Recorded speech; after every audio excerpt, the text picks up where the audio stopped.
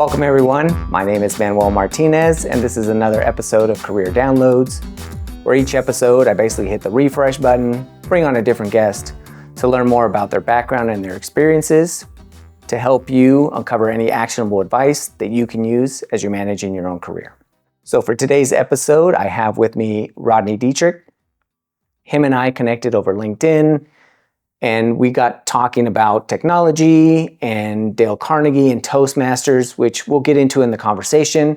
But again, there was just a lot of great conversation that came out of that, a lot of tie-ins into just dealing with your careers. So I thought he would be a great person to come in.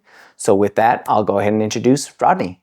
Thanks, Manuel. Appreciate you having me today. Looking forward to it. Yeah, it's going to be a great conversation, especially just based on the ones that you and I have had in the past. Yes, they seem to come very naturally. We had lots to talk about right out of the gate. I love that. Exactly. So if you can just, so that people get a sense of who you are, if you can tell us a little bit about what your current role is and some of the responsibilities in that role. Sure. My current role is Executive Vice President for Growth with a company called ConnectOn. We're a cybersecurity company. Long practice with ransomware remediation, but we also have practices around data governance and compliance. Pretty old company, been around for about 40 years and based out of Tampa, Florida. But I'm here local in Nevada, recent transplant from Southern California. And, I remember that was kind of one of the things that we kind of bonded over, is just meeting people in the local community, which was fantastic. Yeah, absolutely. And this is, 30 years plus of being in the tech world, and all of that, my entire life has been in Southern California. I've never lived anywhere but San Diego and Orange County. And finally, I lifted the anchor, and my wife and I decided to make a move and move to Nevada. So, been here since last April, and found the area very welcoming, and folks like you who are like, yeah, let's get together, let's have coffee and get to know each other. So it's a great new place to be and to reestablish a fresh network here. So now, if you can tell us a little bit more about, you already mentioned that you're from Southern California, but just a little bit about like where you grew up, and then eventually, kind of what you thought you were going to do as a child, and then, eventually what got your career started. That's a loaded question. Yeah, as you can imagine. So, and some of this I don't know that I've even ever shared with you before, but grew up in San Diego, born in Orange County, but grew up for the most part in San Diego, and between those two areas, grew up all the way through high school. That ended up in Orange County, and then started my college career also in the local area. And and then after that, got married, had all the kids, all three kids, who are all adults now, also in that same area. But growing up and going into college, my initial start was I was a zoology major.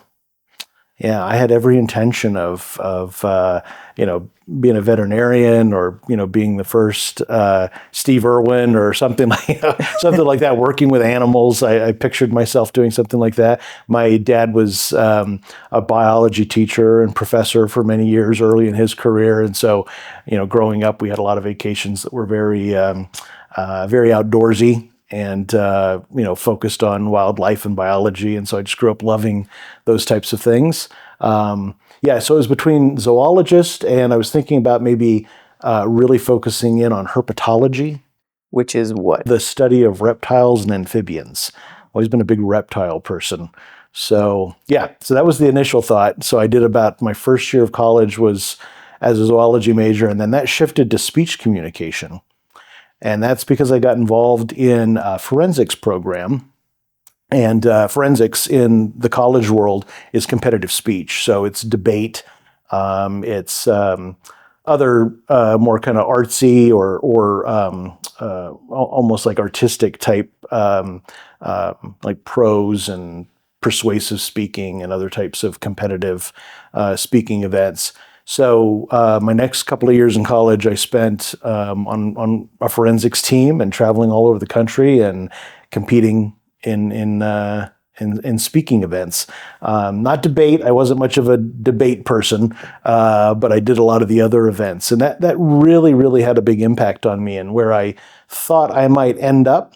Career-wise, I just, not only was it a lot of fun, and it was like being on a sports team, except without all that sweating and working out, and it was a great, social place. And if I look back on my college years, I think I probably learned the most about who I was and where I wanted to go during those years competing on that speech team.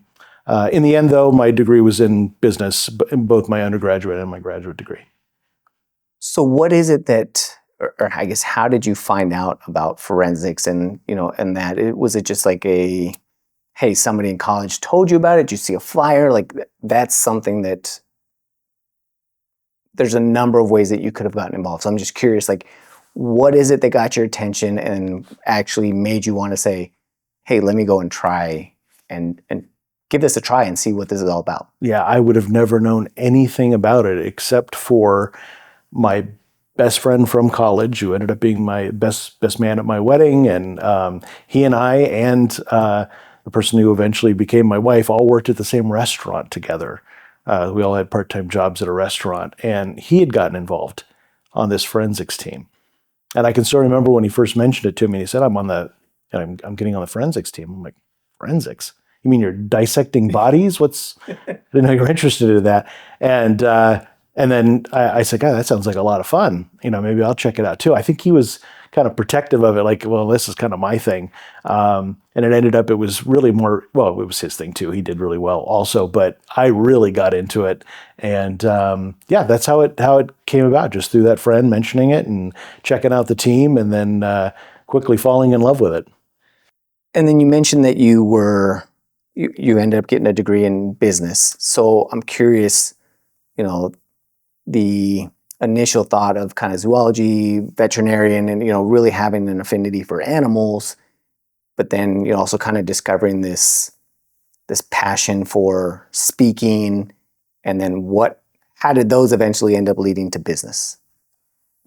The speaking part to me makes more sense, especially being as a sales leader and a sales professional. I'm talking all the time. You do this all the time too. So the communication part of it and all the core skills that I built up over time, that's a no-brainer for me. It made a ton of sense to get into what we do now.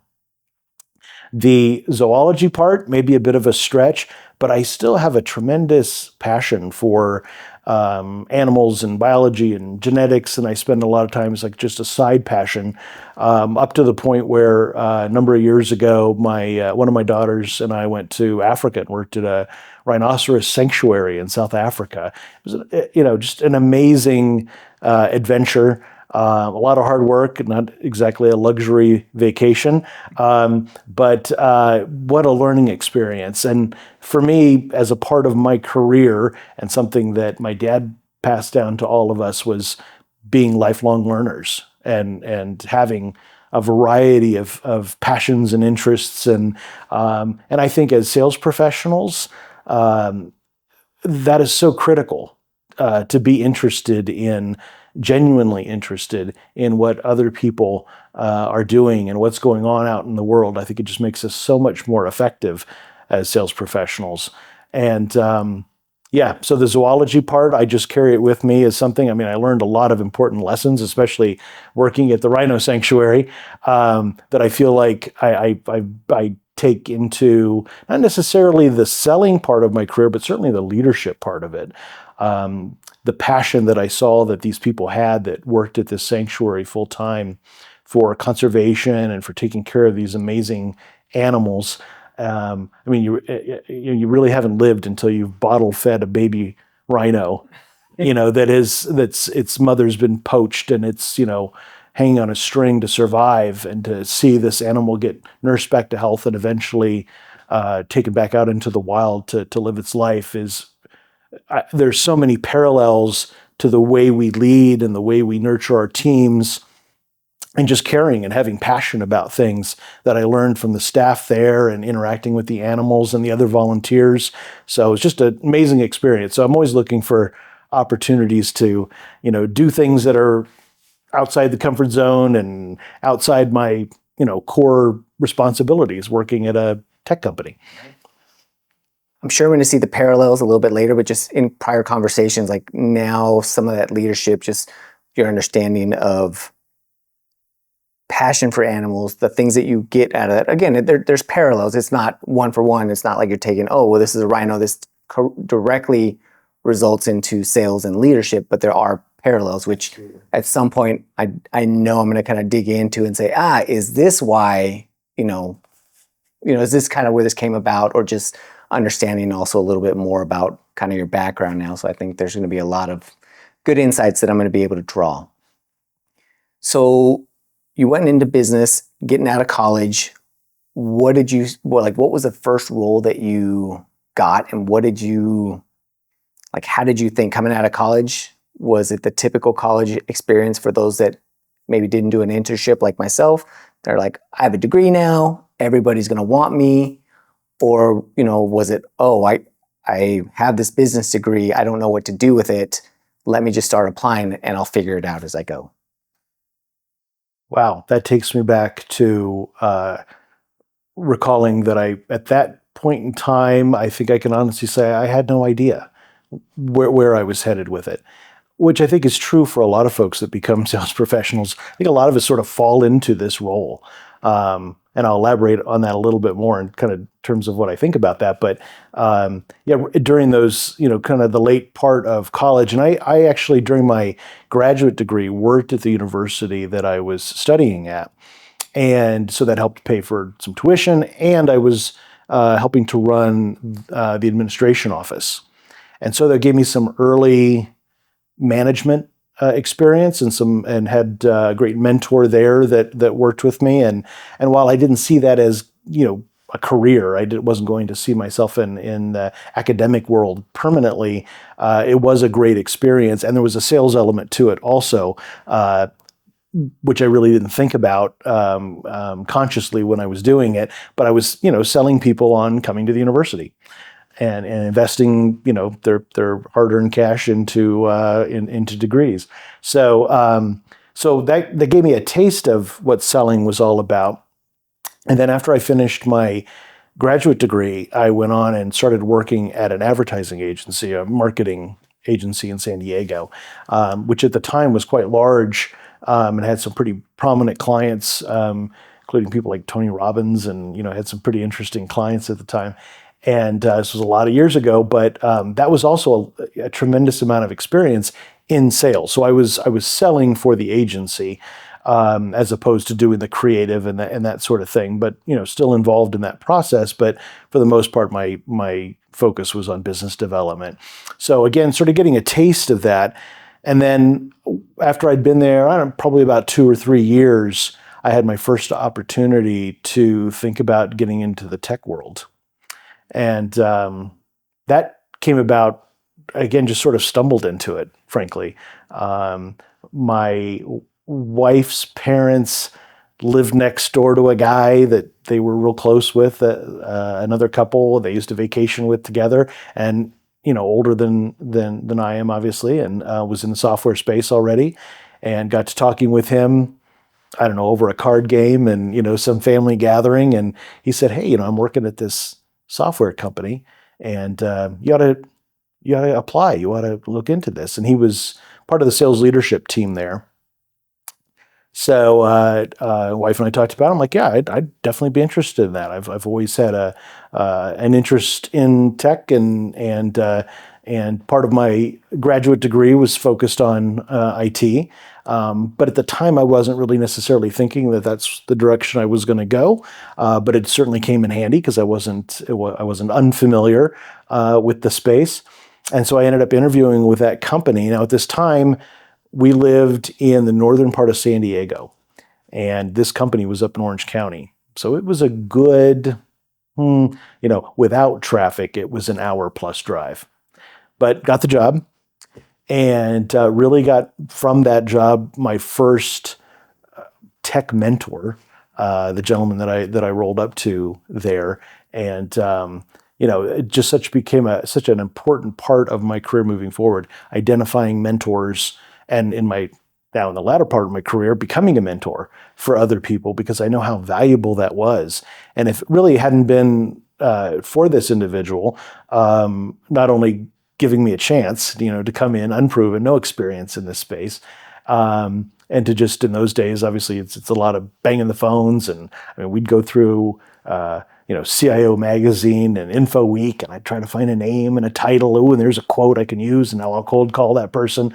And so it was just old school. We didn't have CRM, we didn't have any sort of lead platforms or contact platforms. Anything. It was all just old school, banging the phones and firing off emails. So, which was a great way to really learn the ropes and start to work on the craft of selling. And then again, back to the mentorship with a gentleman named Jim Smith, who's still in the business, and was just so good to me and so nurturing in my ability to learn selling. He also was very committed to investing in the sales team. So we had a lot of early sales training, like with Sandler and these types of folks who came in and trained us. So he was good about that. It wasn't all about him teaching us. He would bring in third parties to help us grow and develop. And again, back to this, this theme of lifelong learning, investing in our ability to sell as professionals isn't always going to just come from books. Books is a great way to do it, but to also have that other layer of having someone come in and coach us and help us build and develop and get past the challenges that we might have. When you were kind of encouraged to go and apply, now you already had this other marketing job, but this is a sales role, it's within tech. I'm just curious about the interview process at that point.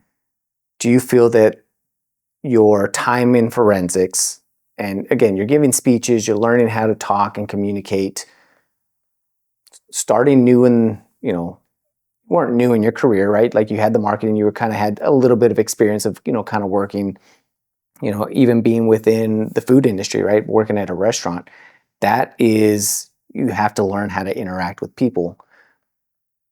But interviewing for the very first time, you were able to get the role.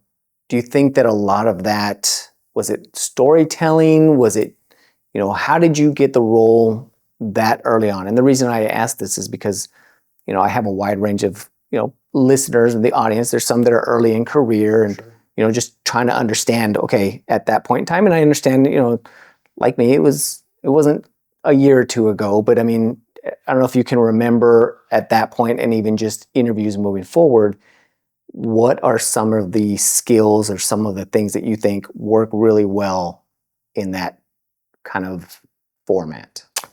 So going back to the actual interview, and I can still remember it vividly, certainly I probably had a bit of an advantage in the sense that I knew this other gentleman who worked there who referenced me in.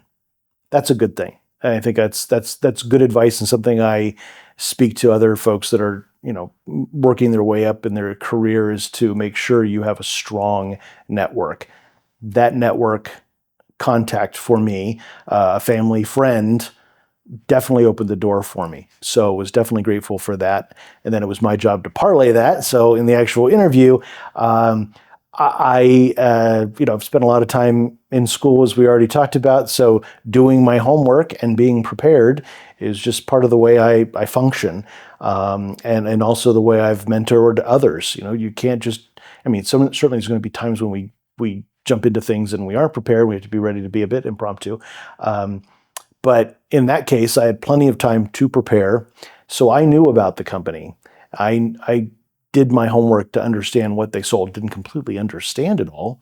They were selling development tools, object-oriented development tools. I had no idea what that was at the time I got in there. It was a UK-based company, so it was a little challenging to find information about them.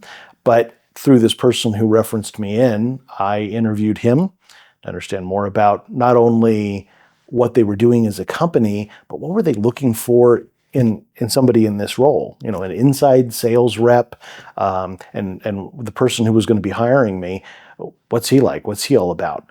And that actually gave me a lot of insight. It was connecting with him, I think, made the biggest difference during that interview process, because he's extremely high energy, consummate sales professional, and very competitive. So I knew if I went into that interview and lacked any of those components in my approach, I probably wasn't going to be particularly attractive to him. And all the skills coming from the forensics work, the competitive speaking, being articulate, being curious, he appreciated all of that. It was a one interview hire. I do remember that part of it too, because it was let's go, let's do this kind of thing. And off we went, and I actually worked for him, and then later years with him on a number of some consulting projects that we did together. But I think we worked together at maybe 4 different companies that were, some were acquired and some we both left, for different reasons. But just what an honor to work with him and have that mentorship. And to kind of pull it full circle with that particular individual, when my son first got into tech, this same person hired him for his first tech job. He's I still kid with him today that I was like, I'm breeding new sales talent for him. I don't know. No, and that's awesome. And I like the kind of the full circle, right? Understanding a lot of that. Like, it's not just, hey, I'm going to interview well, right? It's doing the research, understanding, at the time, and now there's really no excuse, right? I mean, you can find a lot of information about companies, hiring people, and really just, again, being curious and saying, well, who is this person, and who do I know that might know somebody or have an experience? It's such a competitive job market these days. It was, definitely different 30 years ago in the way we would go about doing this. But there's many parallels, many things that are still the same. Doing your homework and leveraging your network, extremely important things before you get into any sort of interview process. But I just to kind of put a bow on my relationship with that individual, just because I think it's sort of relevant to our ongoing relationship and how we were able to be successful together. Probably about 6 months into working at that particular company, 2 things happened. The one gentleman that referenced me and left, went to another local company there in Orange County, another software company, and tried to hire me over there.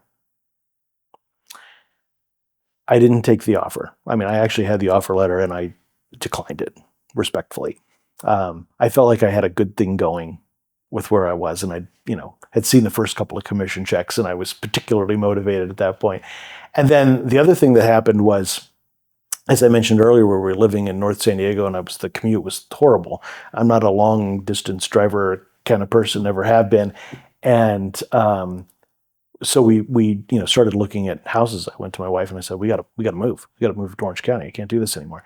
And so we got a house, and I remember going to my mentor Jim, and I said to him, like on at the beginning of the week, I said, hey, is it okay if on Friday I take the day off? I know I've only been here 6 months, but we bought a house, and I need to finalize the move stuff over the weekend. He's like, hey, that's great. So excited for you that you'll be up here close. He knew that I had that long commute. And so we laughed about that and joked about that, and all that was great. And then he left me with this. He said, Rodney, this is so great. I'm so happy for you and your wife. But, all I can say is you just keep, buying houses and buying cars and going on vacations and having more kids, because as long as you're in debt, you're going to be working for me. Now, at the time we laughed about it. He was joking, it was like tongue in cheek. But looking back on that, realizing what he was saying to me was, there's other things that we want to do in life. What motivates us in life outside of work. And all the things he named are all things I was interested in doing. I wanted a home, and we wanted to grow the family and go on expensive vacations and all those things. So, working hard in the software biz and the tech biz made a lot of sense. to make those kinds of things happen. So when we talk about interviewing, I think about that. It's those words, it makes me smile because it's, my sort of my origin story there. But, when I interview other people, I'm thinking, are they motivated that way? Are they looking to drive revenue for this company? Are they looking to do other things in their life? Not necessarily that would be distractions for their career with this company, but that's part of their motivation, why they're here, why they want to make more money than what's in their base. Why do they want to tap into a variable compensation structure that most sales roles carry? I think about that. Do they have those other things in their life? Do they have that competitive element in their lives? Are there other things that motivate them to get up every morning and grind through all this? Right. So then you obviously started and you're doing pretty well, like within the inside sales role, and there's a lot of grind, a lot of learning there. Now, we're not going to jump through all of the roles, but at some point, how did you, or either how or what made you decide to kind of move up and move up, within either that role or other roles or other organizations? Was it, man, I want to do all these other things. The only way to do that is maybe I can stay successful and make a lot of money as an inside sales rep, but at some point you kind of want to move up. And, I don't know if that early on you thought to yourself, like, I want to be in a leadership position, but at least you're probably thinking, like, I want to be a field rep. Like, I want to do something more than just having a cold call. And knowing you, the amount of time that I have and the conversation we've had, I feel like you're going to have to be the one to tell me this is, I don't know if your personality makes you fit more of like that field role because you are a relationship person, or if that kind of developed because being in sales. Because I've seen it both ways. Like, some people, the more they're in this role, they just learn to become, at least the ones that I feel are successful and do very well, they learn to be very relationship oriented. Yes, compensation and doing well and getting promoted, that is a byproduct of it. But that's, to me, at least in my experience, I've seen is being the person that wants to build a relationship, that wants to see a client doing well. Those tend to do a little bit better. Could not agree more. And thinking kind of how I evolved into more of a sales leadership role, because really I didn't do that, I'm going to say traditional path of, inside sales or a BDR to inside sales to field sales and then management. I really went from inside sales to management. It gets back to Jim, the mentor I was talking about, because he ended up hiring me or bringing me into a company that he was moving over to and said, hey, do you want to come over here and manage the inside sales team? So that was really my first foray into a management role. There was a lot of comfort in the fact that he was coming with me. And I gained another very strong mentor there that worked with me all those years at that company. And that was another company that was local to Orange County at the time. A struggling software company, also in the development space. And it was back in the days when a lot of companies had already gone public long before they probably should have. So everybody had tons of options that were absolutely worthless, and the stock price was well under $1. But it still seemed like, for me at that time in my career, a great opportunity to hone my skills, not only as a sales professional, but now as a sales leader, and to have the opportunity, again, because Jim gave me that opportunity to not only learn from him, but go out there and do it. He was very much you go do it. If you need me, let me know. And so he wasn't, micromanaging the day-to-day. So it gave me a lot of opportunity to experiment and try different things and find my place. To your question of, did I grow into that versus is that just who I am? Both definitely. But when you start to recognize this makes me happy. I'm having fun here. I enjoy all these people. I like going to an office and having a group of people that, we're all working together and we're having a good time. And that particular company in that particular instance had an extremely happy ending too, in the sense that we did some bold things. We made some bold moves. It was my first opportunity to really learn about building out a partner ecosystem. It was something that I've carried with me in virtually every company I've worked for, and every role. I'm a big proponent of that. And we'd built out this really amazing partner ecosystem, and we started kind of pushing the envelope of what we were doing from a development perspective. Might have rubbed a few people the wrong way along the way, but customers were buying it. And we were building out these incredible customer relationships. To your point, I was digging on that, and I'm actually getting to go out and see these customers face to face and see my team earning tremendous amount of money and see that stock price go from, like I said earlier, under $1 to, I think at one point it was up over $20. And there were people that had been there a lot longer than I had, who had a lot more options than I did, who were suddenly millionaires overnight. Well, not overnight. Took a few years to get there, but it felt like overnight. Moved very quickly. We eventually got bought by Borland Software, who I'm sure you're aware of. They're long gone too. I think eventually bought by Micro Focus. But it was such a fun ride, but at the same time, such a great opportunity to, again, hone those skills. So it's definitely a bit of right place at right time. Took a lot of work and a lot of effort and a lot of, blood, sweat, and tears to get there. But in the end, I think from that found my happy place. I do belong more in a sales leadership role. No reason to go back and backfill and do the field role. I was very comfortable in that. I enjoyed managing people, and and I enjoyed the challenge. So it was a good fit. What was the area that really got your attention in a management and a development standpoint, right? Because you mentioned like a sales leadership role. Now, management is a title, right? So you're in a management role, you're managing people.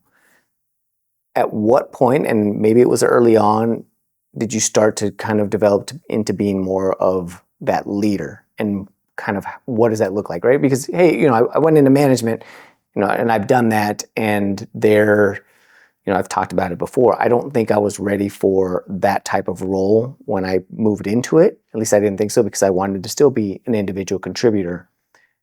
But I still think I did a lot after that to be a leader of teams, right? I was a team lead.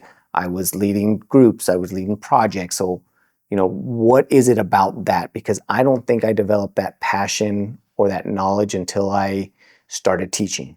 That's when I learned, man, I love this. And what I loved about it was I would teach, in my mind, I thought I was teaching somebody like, I would explain something.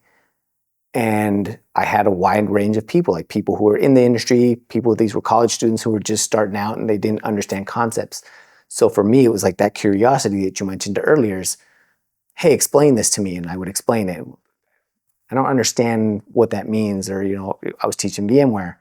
What do you mean a virtual network? Like, what's the difference between a virtual network and a physical network? And, trying to find analogies and understanding, I've got to do more work. So it was exciting to me because I thought I knew this, but I have to know it at a deeper level to be able to teach it to somebody else. And then once I could see that they understood it, that I was able to then explain it properly. And they're like, oh, I get it.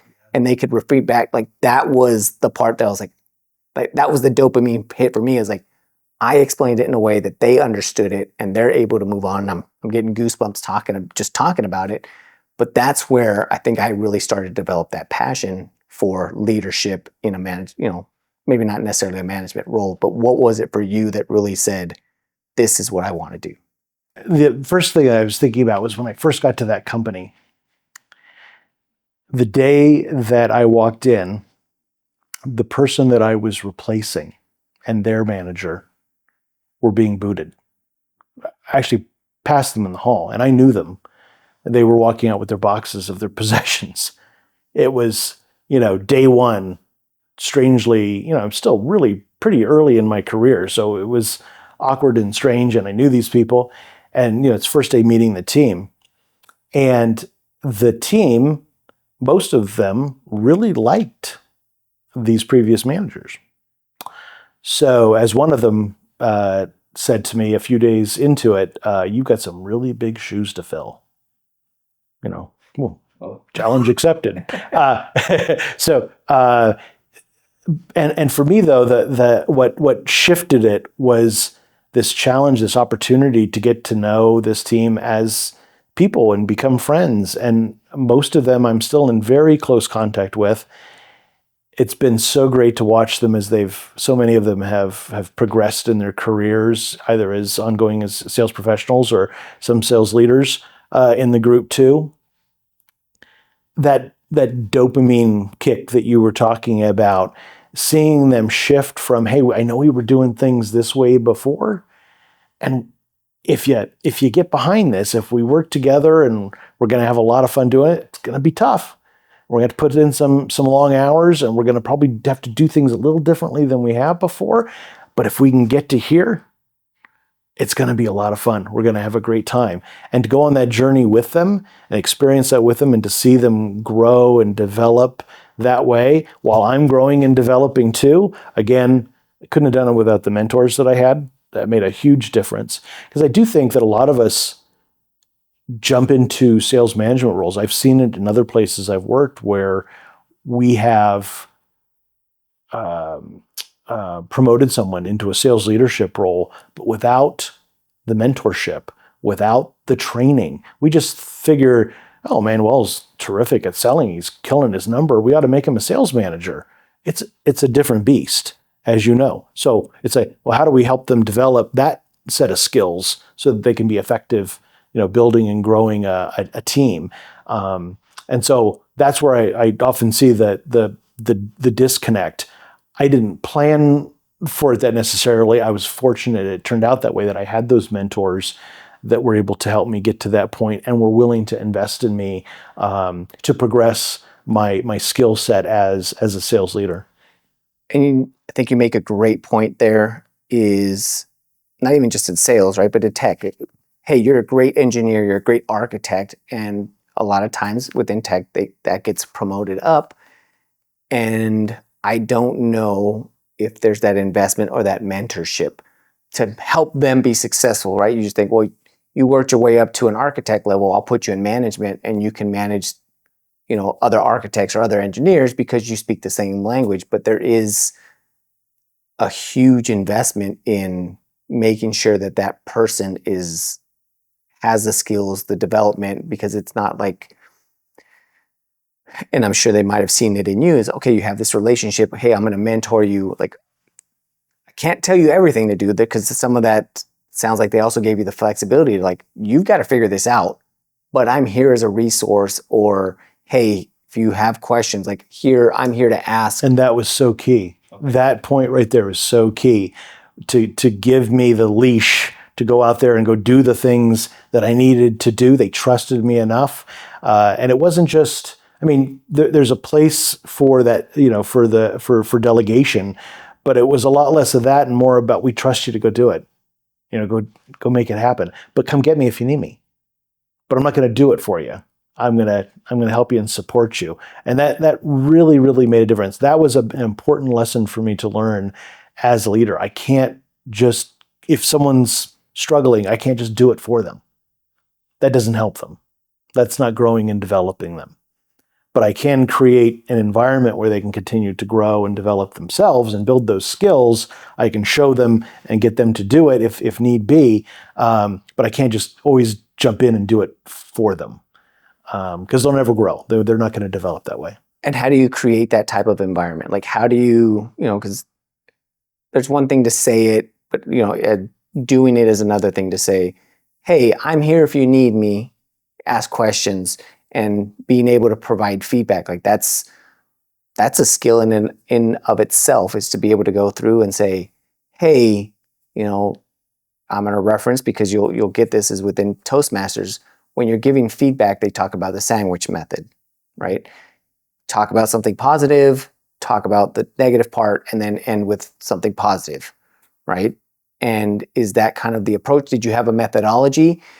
Because everybody's different. Everybody's going to take feedback differently. And that might have also been part of when I struggled early on is, as a manager, and I'm going to say as a manager, like I struggled in the management part in understanding how to get feedback. As a leader and kind of going through and said, hey, here's the direction, here's what I think we should do, getting feedback. Like, you've been here longer. How do things run? If we do this, will this work? Will this not work? Or, hey, we had a manager that tried it in the past, it failed. Well, why did it fail? X, Y, and Z. Okay. Did they try Q and F? No? Well, let's try those. Knowing that it might not work, but let's try that. So from that standpoint, but now giving feedback and developing people, that's a little bit tougher. So how did you go about learning that? Was that something you asked somebody? Are you getting feedback from the people that you're leading saying like, oh, you don't know anything? I mean, I've seen that happen. Like, you don't know. Sure. Some of that, I think came a bit natural for me, just in terms of my ability to talk to people and work with people, and I'm not a screamer, I'm not a yeller, I'm not, I don't get people in a room and if I go down, you're all going down with me. I worked for people like that before, and I think I learned a lot from seeing people do things that I realized I will never do that. That will never be me. I don't care how bad the situation is. That's not going to be me.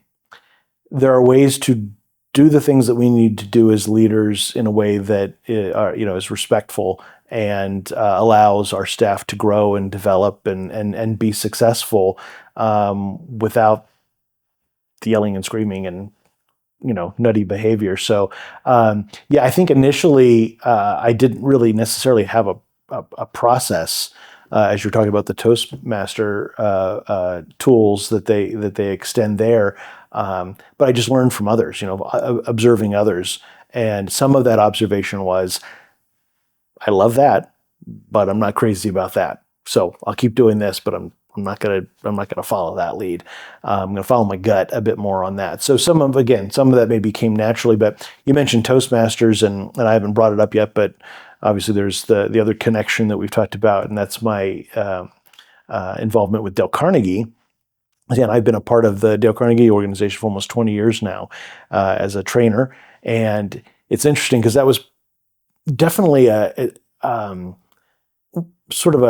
significant moment in my career those 20 years ago when I was talking with my brother-in-law, who at the time was working for Dale Carnegie, and we were at a family holiday dinner or something, and I had said to him, I want to do some teaching or training, just not as a full-time job, but just sort of as a side vocation. And he goes, hey, I'm working for Dale Carnegie, as a seller, but I'm thinking about buying the franchise. And this was in Orange County, and sure enough, he bought the franchise. And he's been running that franchise for the last 20 years. So I became one of his first trainers to come on board.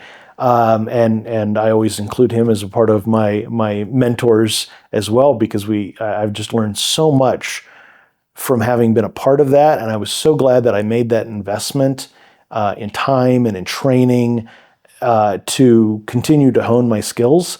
It's something I bring to everything I do, whether it's leadership, it's sales. These are all programs that Dale Carnegie offers, as a matter of fact. But I found myself in a position where I'm a better sales professional. I'm a better leader, better communicator when I'm being coached and when I'm involved in coaching other people. So I created this dynamic for myself, some of it planned, but some of it just turned into a thing where I just fell in love with the Dale Carnegie programs and the underpinnings of that program, how to win friends and influence people.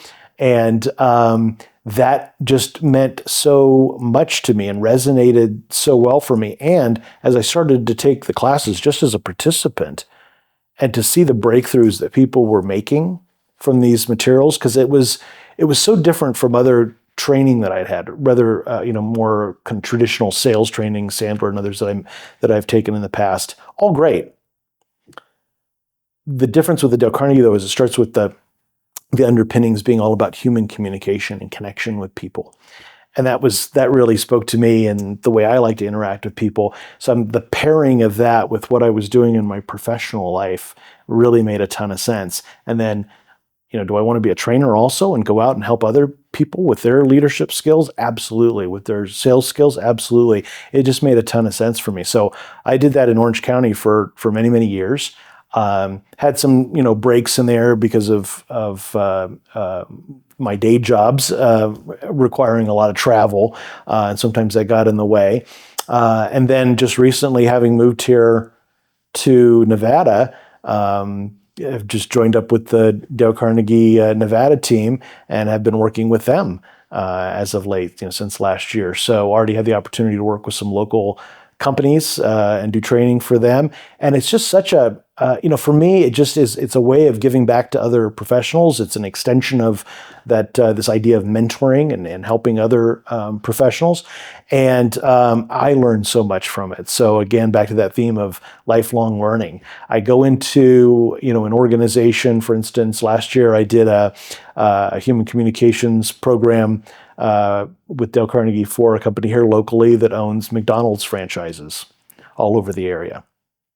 And what a great group of people. And it was 8 weeks of classes and got to know them very, very well intimately. But I didn't know anything about the restaurant franchise business, but now I do. I know a ton about it and really admire the people that are involved in it and their dedication to it. Some of these people, most of them, had been either working in restaurants and or with this company for upwards of 20 years.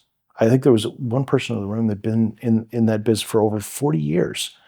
So a tremendous amount of longevity, and it was just so interesting to learn about that business. So again, back to me being a sales professional, sales leader, I really push on this with my staff and folks that I interact with, that how important it is for us to be curious, genuinely curious about what other people are doing and their businesses and how they're functioning. How else can we serve them as sales professionals, as companies delivering tech services, whatever we do, if we don't understand their business and what they're trying to accomplish? And you boil that down even further and getting to understand what those individuals are trying to accomplish in their roles and responsibilities. So Dale Carnegie has given back to me, a millionfold in that respect. And it keeps all that material fresh for me. I think as sales professionals and as leaders, sometimes we get in a bit of a rut where I've been doing this for so long, what else can anybody teach me? I've seen it all.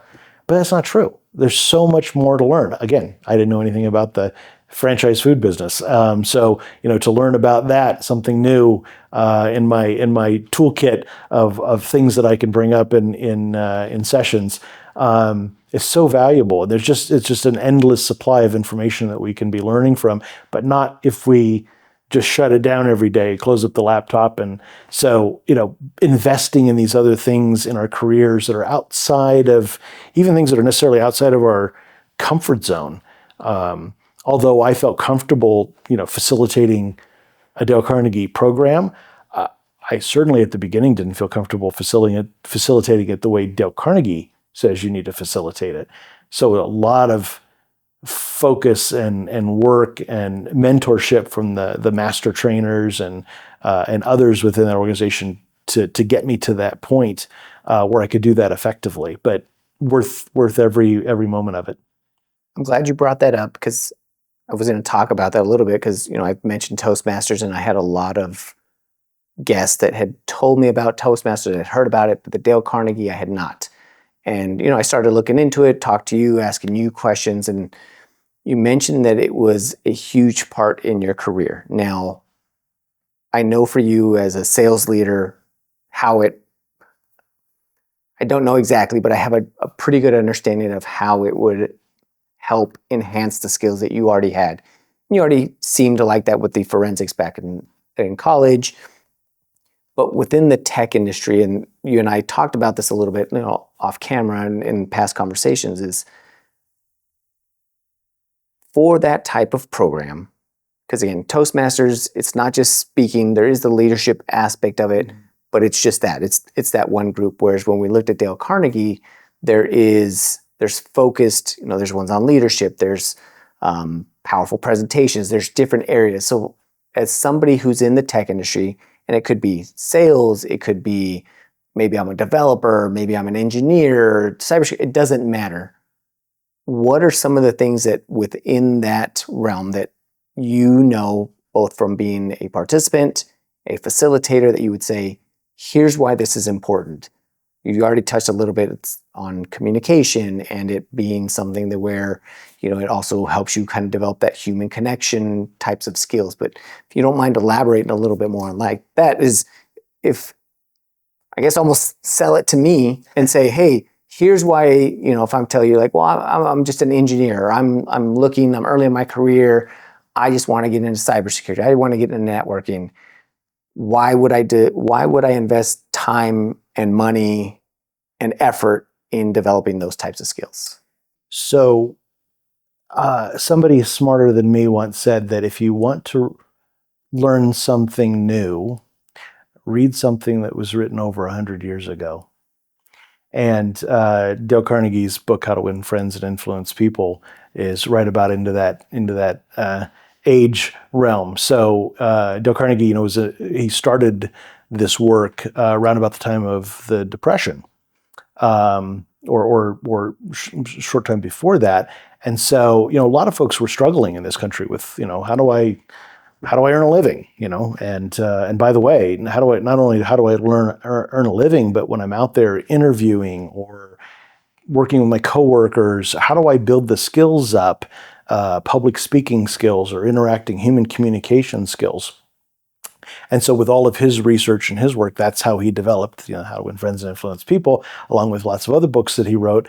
But the fact that it's been around that long, and if we had a crowd of people here and we said, how many of you have read How to Win Friends and Influence People or have seen the book or heard of the book, the vast majority of them are going to raise their hands, even in this day and age.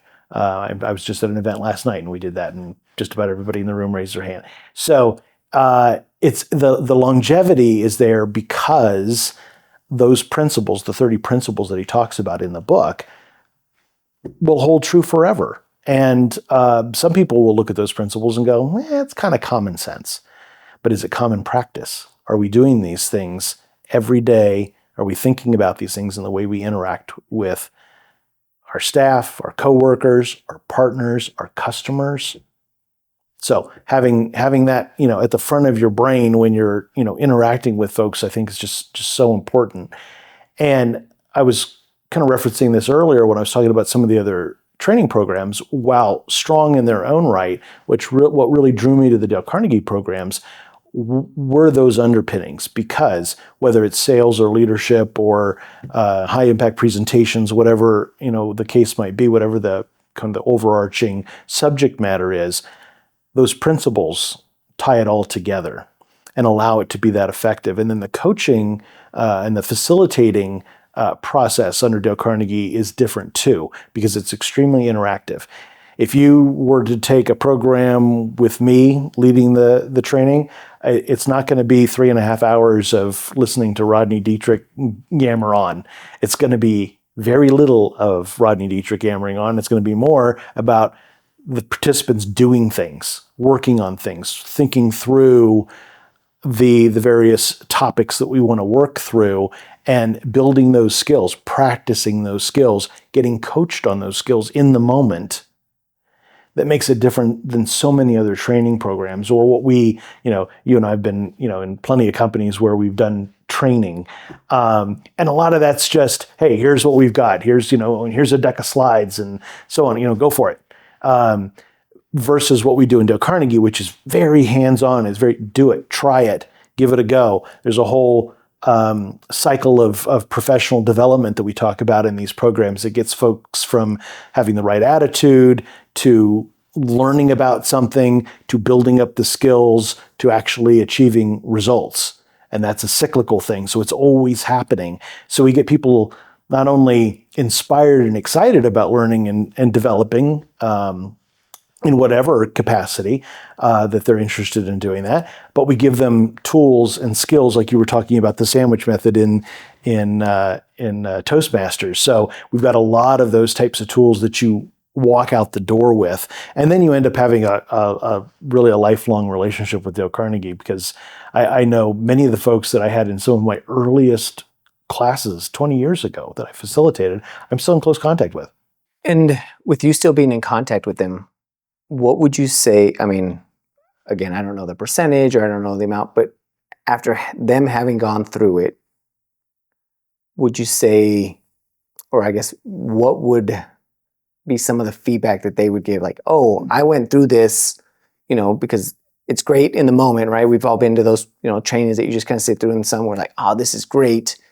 And then it just kind of like dies down. But how many of these people that you've talked to that you still communicate with have gone through and said, man, this was great. I was able to apply these things in my, in my business or, in my career. And, just, again, I don't need a percentage, but I'm sure that some of those people have given you feedback. Like, man, I went back and I moved up to management, or man, I'm so much better leading a team, or now when I give presentations, people listen to me. So many stories from folks that have been through these programs. And again, one of the big things that attracted me to it, and not only wanting to be a participant, but then eventually train people on it,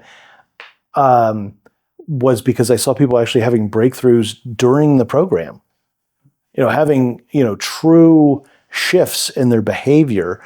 I just co-facilitated a program last week with a local company around public speaking and professional presentations, and to watch where people went in just 2 days from their very first talk, getting up in front of a group, many of whom did not want to get up in front of a group and talk to their peers, then to see where they ended up toward the end of day 2, because we videotape all of those and we coach all of their talks, both while they're giving the talks and post on videotape. Just to see them grow and develop in that short period of time, and to hear their feedback, hey, how do you feel that, what's the difference you see between what you did in your very first talk versus the one you did? And that's one of the things that we do in that 2-day event is we have them look at, here's your first talk, here's your second talk. What do you see the differences? And the breakthroughs people have in just that short period of time is like, oh my gosh, I look so much more confident. I stopped pacing the room, or I took my hands out of my pockets. And, sometimes the folks that we coach they're already up here. They're already very practiced and have a lot of experience leading or selling or doing professional presentations. And what we're hoping with the training is that we get them to stretch, go a little bit further. We're going to try to stretch you way up here. So somewhere you'll land in here, but you're going to end up with tools and skills and things to think about that you hadn't thought about before. And I think one of the things that I hear most often with folks is that once they've been through at least one program, they hear the Dale Carnegie principles in their head. They hear the things that we worked on and practiced. And a very sort of magical thing happens at that point. We start to self-coach. I felt it after my first couple of programs, where there were things that I was doing when I was presenting, for instance, that now I catch myself doing it. I can self-coach and I stop doing it. I had a terrible habit, and I still have the habit, frankly, of when I talk, of getting my arms kind of cocked up like this. So we sort of build that tension up in our elbows. I'm doing the T-Rex thing. And I didn't even notice it until I saw it on videotape. And someone coached me and said, what's happening there with your hand, with your arms? I had never even noticed it before, but now I notice it, and I can put my arms back down and relax and not look like I'm so scared, or that I'm not particularly confident in what I'm talking about, because that's the signal it sends to our audience. So, in my current role with ConnectOn in the cybersecurity world, when I'm working with clients in that area, there is an expectation that we know what we're talking about, that we're experts in this area. Companies' business, can live or die on their cybersecurity posture. So, if I'm coming in there and appearing like I don't have the confidence or the expertise to help get them there where they want to be, it's not a good look.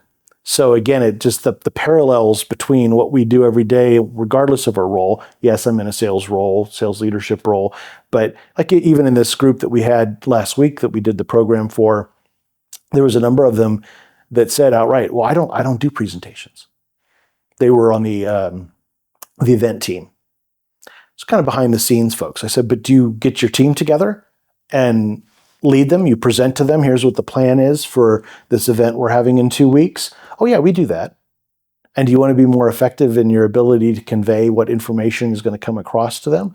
"Oh yeah, that would be great." Because sometimes people, even though we've talked them all the way through it, they don't really know what they're doing, or they still have questions, or they don't understand it.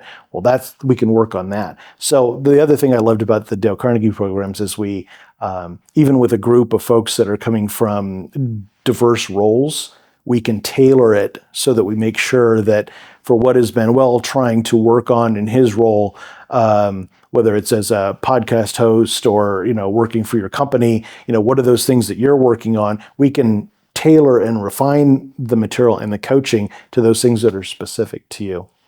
And I think that's the part that I really enjoy and I think is important, not even from just a Dale Carnegie standpoint or Toastmaster, whatever it is, but specifically this one is, I think a lot of times, had I known this earlier on in my careers, how important communication is. You mentioned it.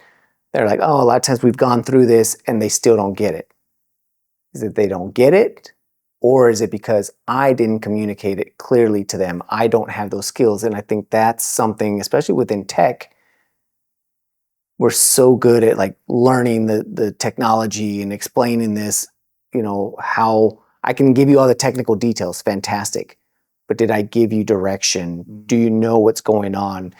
And I think you gave an excellent explanation. And that's kind of what I was looking for is, tying that into a tech role, whether you're sales or non-sales, is maybe you're not even giving presentations, but you're talking to your coworkers, you're talking to teams. Maybe you're in the head of a project, right? You may never give a presentation, but you are presenting information to them. Yes. And I think that's the thing that is extremely valuable. Yes, you can have all the technical knowledge, but if you can't convey that, if you can't express that to somebody else, and again, it doesn't have to be your management, but that's another piece is, can I explain to my leader or my manager what I'm doing? Can I communicate down? Can I communicate at the same level? The people that become really good at being able to articulate concisely and clearly what it is they're looking for, what they need, or even if I came to you, "Hey Rodney, I'm having a problem." Okay, you're probably like, "All right, well, what's the problem?" "This doesn't work." Right? So just understanding that even just from that standpoint, even if I'm an individual contributor, I might learn the skills to be able to ask better questions, be able to help troubleshoot. As much as we think that it's an individual, it's an individual role, you still have to work with other people. Absolutely. And the Dale Carnegie, the core program that we facilitate is really all about that. It's about the human communication principles and human relations, and it builds from just the kind of core, how do I communicate with someone and connect with someone, to then how do I take that to ultimately gain willing cooperation from other folks. And we all need that, right? Whether I'm selling ideas, just like you said, or selling what I just accomplished or what I think we need to do for this client. And so those principles build from the communication to the gain willing cooperation, and then on to leadership. And the leadership skills get into this topic, or a lot of the topics that may be more challenging for us as leaders, where we have to have difficult conversations, difficult coaching sessions with folks. And I know you've had these. I know I've got a career around these, and I feel like I've got some natural skills there. But boy, the Dale Carnegie skills have allowed me to be so much more effective, where more often than not, my folks are walking away with strong coaching, but strong support from me to move them forward, as opposed to get in here, I'm going to scream at you for 30 minutes and I'll go back out there and, and do your job. And those principles all build on themselves. because having those kinds of conversations with folks are a lot easier if I've already done the pre-work. We talked about doing homework and being prepared. If I've already built a strong relationship with you, Manuel, and we already get along really well, and I know it motivates you, and I know who you are as a person and why you're here and where you want to go and what you want to do. If I've taken the time to invest in all that and get to know you as a person and done that in a sincere, genuine way, when it comes time to have maybe a more challenging discussion, it's going to be way easier because there's a mutual respect, and I'm going to go into that discussion, that coaching discussion, in a way that's friendly and engaging and supportive, and we get more from our folks, from our teams, when we approach things that way versus yelling and screaming. Right. No, yeah. I mean, I wish that earlier on in my career, someone would have. One, I didn't have mentors, right? I had people that helped me in roles, things like that. But I think if I would have had a mentor that said, hey, yes, learn these technical skills, but the three things, and I'm going to say this now as a mentor, the three things that you really need to work on is, apart from your technical skills or whatever it is that you need to do your job, maybe it's not technical, maybe it's the sales skills, whatever it might be. Apart from what you need to do your job, I would say is build a network. And by that, I mean build relationships. Again, it's not that you're going because, hey, I need you to, I'm going to go to Rodney because I need a job, but it's just, I can build relationship. I can learn from somebody, right? I can be curious and say, okay, maybe you might lead me to another role. Maybe you might not, but maybe it's just, I made a good friend that I can bounce an idea off of. You never know what that will lead to. Be a better communicator, whether it's Toastmasters, you talked about. There's also the having difficult conversations. There's a training program and books around that. There's Dale Carnegie. There's a number of things. Again, pick what is going to work for you, but find something that's going to help you build your communication, your presentation skills. Just again, even just a one-on-one, if the cameras were turned off, you and I being able to have this type of conversation and establish a relationship. And then 3, I would say, is writing skills. Now, as much as, hey, there's AI and I can have AI write for me, I still think, and I do it to this day, and one of the things that I've been working on is writing, like just sitting there, grab a piece of paper and write. Or, if you want to type it out, but learn how to be a good writer. Yes, AI is everywhere, but you can identify. I mean, I'm sure you've seen it now. You can see when people use AI to write stuff. Now, I try to use it to help me improve the writing that I'm doing. But again, I would say that those are the 3 skills. Is there anything that you would add, or is there kind of? Well, I probably have a laundry list of things that I would encourage folks to work on, and some of that might be tailored to where they maybe already have areas of strength versus where they maybe are a bit more challenged. But to elaborate a bit further on yours that you had mentioned, the mentoring, coming here today, I was thinking about what was something I really wanted to emphasize in this conversation, and thinking about the mentors that I've had in my life and continue to have.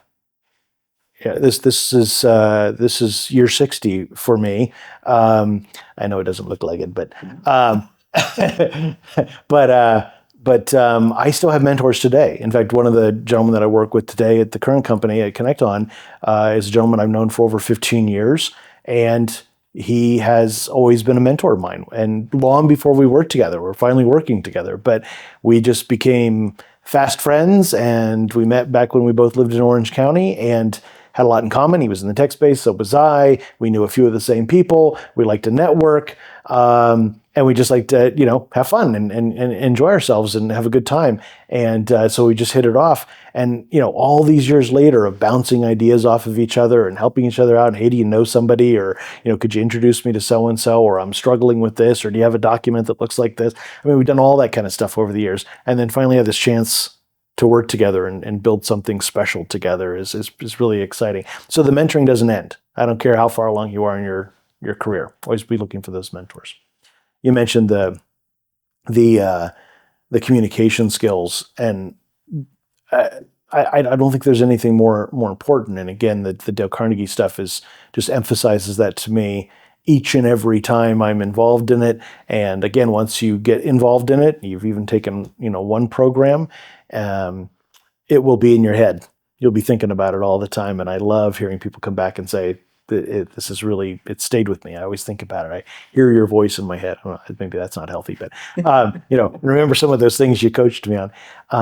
And then the last thing that you mentioned, the writing, that's an interesting point. We hadn't really talked about that. And the Dale Carnegie work, and what we train on from a verbal communication is very much tied into the writing part. And I've had folks come through programs who've said, hey, I don't really talk to a lot of people, but I do a lot of writing.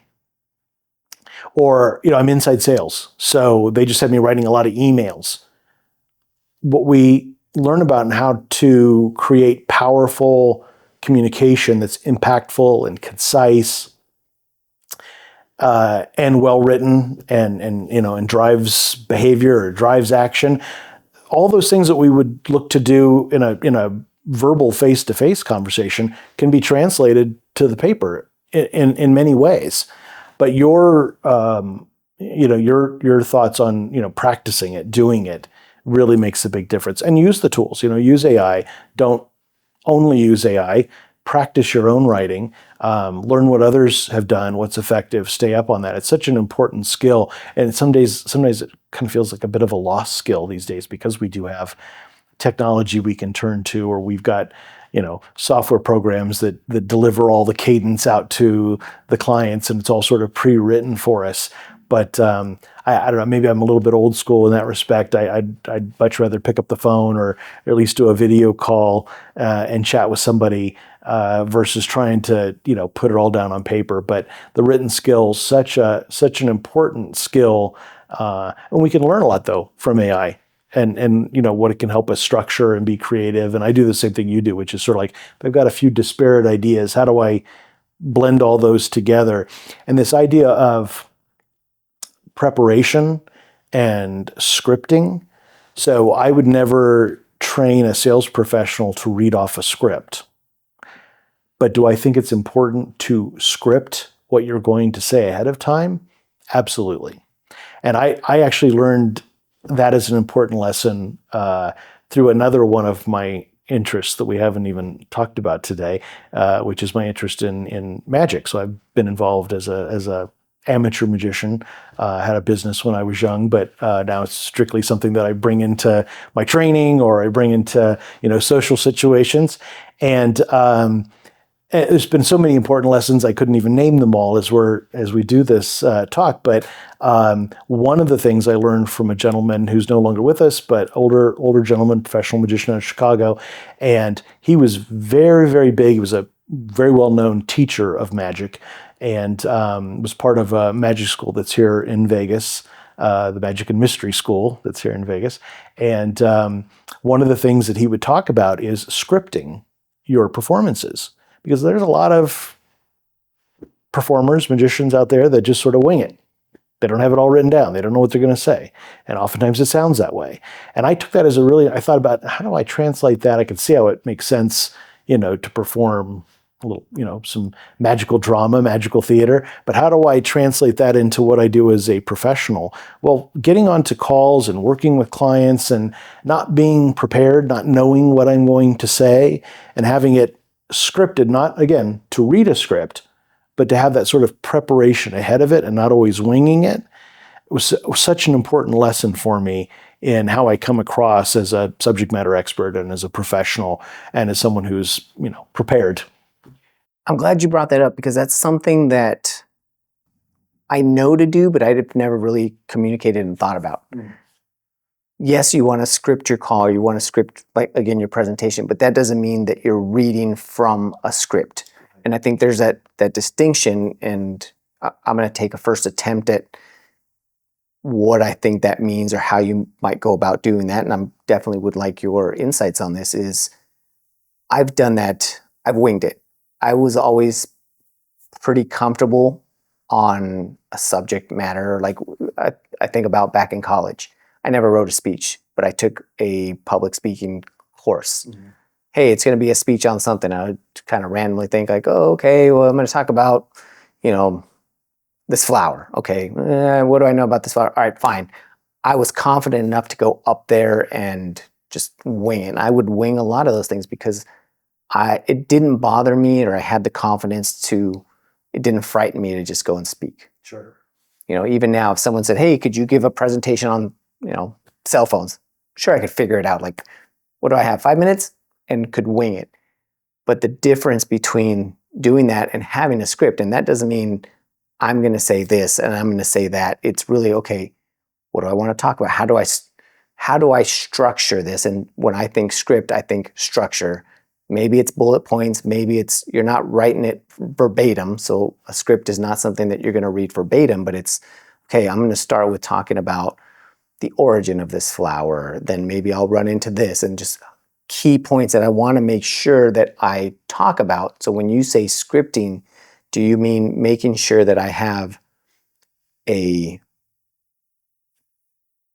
that I want to talk about, or a structure? I want to make sure that I'm not talking about this plant died, or like there's a logical order to it, as opposed to, I want to tell you about this flower, and this flower is, it's not that, right? You're not reading some verbatim. It's making sure that you have talking points. Yes. Is that what you mean? Yes. Depending on what type of talk you're doing. So if you're going to be doing a full-blown presentation, you're going to be up on stage for 10 to 15 minutes, you need to have it scripted. And now, does that mean that you can't go off script a bit here and there? Absolutely. We never want to look like we're reading a script. Whole different level of coaching for that situation. If we're doing a sales presentation, there are elements of that I need to have scripted around what that company does. I need to understand what that customer is struggling with, where they're coming from, what their business is, what their market is. So that's part of my scripting, because I want to build that into the things that I'm saying. If we're just doing a talk, and this gets back to the Dale Carnegie training, one of the things that we train on, one of the tools that we gift participants with, is a thing called a magic formula, which is made up of 3 elements. It's the incident, it's an action, and it's a benefit. So let's say you're doing a 2-minute talk. The incident is going to be 1minute 50 seconds. And we're going to tell that incident as if we are there and it's happening right now. It's all part of this, telling a powerful story and strong storytelling skills that we teach in these programs. And we're going to bring that to life for folks. The action and the benefit are those really the last 2 sentences of, say, a 2-minute talk. It's the last 10 seconds. This does a lot of things for us. It gives us confidence because we've got a structure to speak from. Anywhere I go, you ask me to get up and talk, I've got a structure. I got an incident, action, benefit. Boom. I can do that on the fly anytime. It's always great if I can talk about something that's already I'm knowledgeable about, and that's already, something that's, that I can speak from the heart from.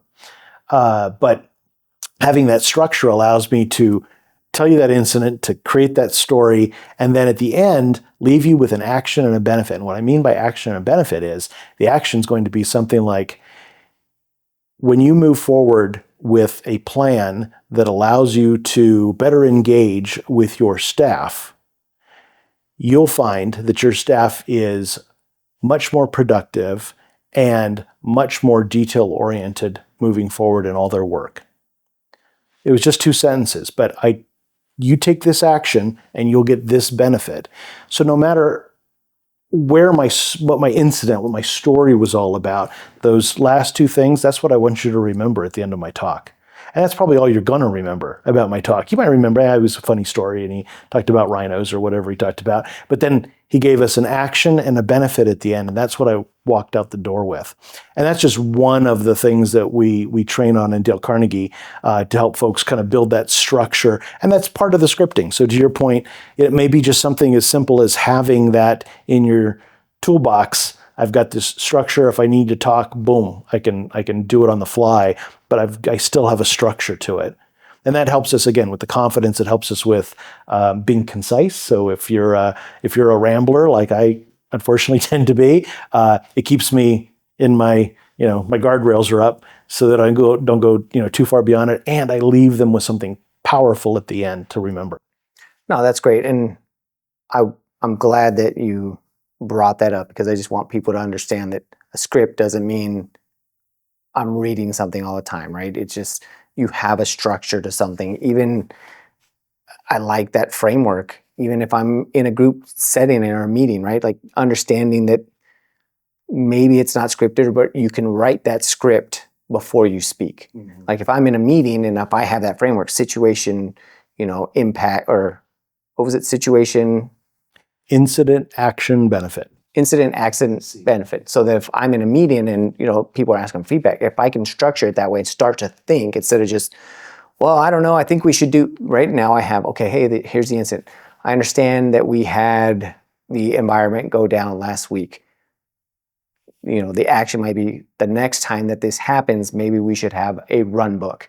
And by having a run book that we can check, maybe we can avoid, our systems going down, right? Even just that, I thought about it on the fly, but still like having a structure saying, oh, well, this is what you mean by script. And a script doesn't mean, well, I have to write down word for word what I'm going to say. There may be occasion to do that.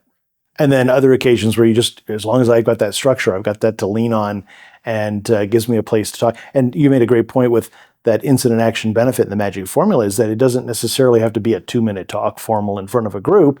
It could just be in a meeting. And every time I'm progressing what I want to talk about, where I want to go with this, if I give that action and benefit at the end, people are tying that together with, so I got to do this. And if I do this, it's going to get me this. And that's where the real power in it is. It's memorable, but it also tells me why you told me that whole story ahead of it, and what's it going to do for me. This has been a great conversation. I know that we can keep going just like we have, when we've met in person. But now I want to give you the opportunity, if there's anything that we've kind of glossed over, anything I didn't talk about that you feel like, before we kind of wrap this up, that you really want to touch on, something. I know you've talked about Dale Carnegie and mentorship, but I just want to know if there's anything else or that we might have missed. We did cover a lot of ground, and I'm so glad we did. I was really excited to come here and talk with you today. One of the other things that we've sort of touched on, and it's tied to my professional growth, my personal professional growth, having moved to a new area, and this opportunity to grow my network, and how important it is to reach out to folks like yourself, to become part of professional organizations, go to professional organization meetings that maybe have nothing to do with what you do, and learn about them and see what's going on. This area here is obviously very focused on economic growth, and continuing to develop the cities and the county as a whole economically and from a business perspective. So there's a lot to learn here, and a lot of amazing people who have made their way to this area that we can engage with, not just as people that we potentially do business with, but just as mentors, and as folks that we can. I love being in a position where I run across something that I'm like, that's right up Manuel's alley. I'm going to call him up and offer that up to him, or make an introduction for him. So I think about one of those things that I really stress with folks that are earlier in their careers, or frankly even later in their careers, that the value in that, and it really makes what we do much more fun, much more engaging. And I know for some people it's challenging because maybe they are a little bit shy. I don't think I was a naturally outgoing kid, but I found ways to get myself out there, and then found that actually that gets me up in the morning. I enjoy doing that, and so I would encourage folks who just I'll stay home tonight and watch television. Maybe pick at least one night out of the week to go out and be a part of a professional organization. If it's tech, it's SIM, it's ISSA, it's AITP, whatever. But go get involved in something. And if you really want to challenge yourself, find a way to talk, to participate, offer up something of value to those folks and see where that takes you. It's not a silver bullet. You can't go into these things expecting that, someone's going to turn around and, give you a purchase order because you're so incredibly eloquent. But if you go into it just because you want to build that network and build that exposure, I can't think of anything more important when you're earlier in your career. Because, I think back on the various companies I've worked for over the years, pretty much all of them. There's maybe one or two exceptions. I've never actually gone through a super formal interview process. Even the early part, I leveraged people that I knew. I tapped into even a limited network in my early part of my career. And I know with my kids, that's something I always emphasize. Make sure you keep a broad, healthy network, and even if it's just something like, hey, let's just go grab a coffee, or hey, I'm just about to get on a plane and your name just popped into my head and I thought I'd shoot you a note. Just those simple little things keep those communication lines open and keep each other thinking about each other. And again, looking for ways to help other folks. One of the things I really, really emphasize with folks early in their career, look for opportunities to tap into tools like LinkedIn. I know you're a big LinkedIn person, so am I. So tap into that and just do something simple. Maybe once a week, go someone who you've interacted with or you've worked with in the past or you work with now and write them a recommendation on LinkedIn. And I like the way that you framed it, and it's something that I'm actively working to try and kind of build and eventually do a framework. I like the way that you mentioned is go out to these organizations and provide something of value. I think in my time, and again, you mentioned I'm active on LinkedIn. I only started using LinkedIn and being active within it hasn't even been a full year. Really? Right. It has not been a year, and I've been on LinkedIn for, God, I know I had the year of when I started, but it's been maybe 13, 14 years that I've been on LinkedIn. It's almost hard to believe because you're active and very but I'm not engaging there. What I was doing on LinkedIn was just, I thought, and I used and approached LinkedIn as a digital resume. Sure. Hey, I've got a new job. Here's my new skills. I would put it out there, and that's it. That's all I was using it for. And it wasn't until last year that, again, I was teaching and kind of going through, and what really shifted for me was I want to provide more value. I think I'm at a point in my career where I'm I've done a lot.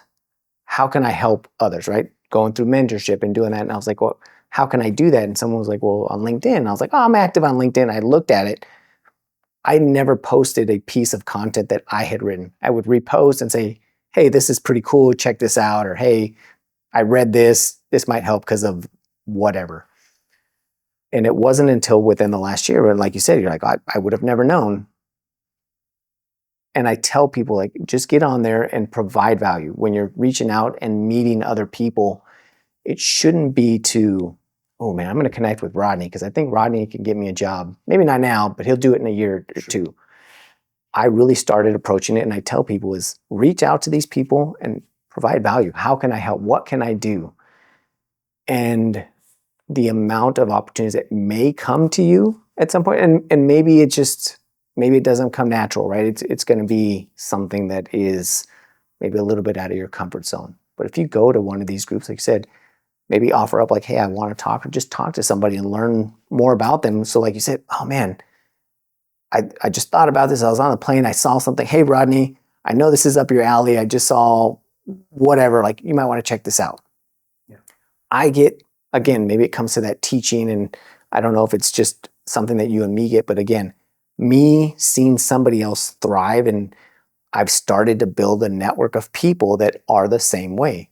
I get more joy out of seeing you thrive and do better than if you were to go and give me hey man, here's do this, and if you change your LinkedIn, this is going to help you, and you're going to get more impressions.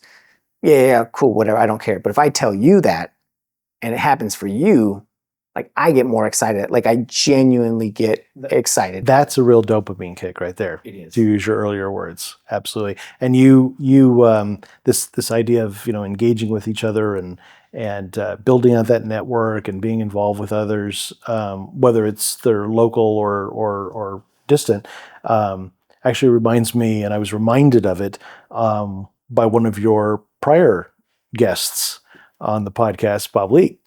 Yeah. First time I met him, he was introduced through a mutual friend, and I said, "Hey, it'd be great if we got together." He goes, "Well, actually, I carve out time to get together with people." He's never talked to me before. He just had this introduction from another person, and he's like, "Yeah, just drop it on the calendar. We'll grab Starbucks and talk." I thought, what a great way for someone who's got I'm sure a very, very full schedule, but carving out time on a weekly basis to get together with other people, other professionals, and learn about what they do and what they're interested in and how they're engaging others is amazing. The fact that he carves out that time, I thought that's an important lesson right there. We should all be doing that and thinking about that on a weekly basis and continuing to nurture our network. Yeah, and it's something that I didn't do enough, and I'm trying to do something similar. It's just people that I have contact with, like yourself. Like, can I meet everybody that I know every week? No, but I can probably once a quarter, maybe once every few months, and say, "Hey, Rodney, it's been 3 months. I know we talk and we message. Let's grab lunch. Let's grab a coffee."